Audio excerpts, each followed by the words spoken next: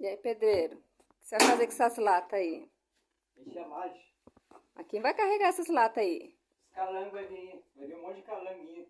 Por isso que eu comprei a cerveja. Enchi a geladeira de cerveja, a local. A melhor cerveja, eu acho. E comprei um vinho também. Vai ter uma carninha, vai ter o churrasquinho. Acho que vai ter umas 10 pessoas para encher a lajinha no fundo. É isso aí. Dá uma olhadinha aí nos outros vídeos. Cerveja, geladeira. Tem, já enchi um tambor, já preparei. Sabadão, se não chover, já era. Vou colocar uma churrasqueira provisória aqui, ó. Vou montar aqui, limpar aqui.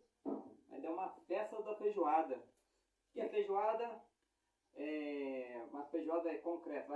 Vou passar o segredo da feijoada. Areia, cimento e pedra. Aí o pessoal mistura lá e joga na laje. E chama feijoada da laje.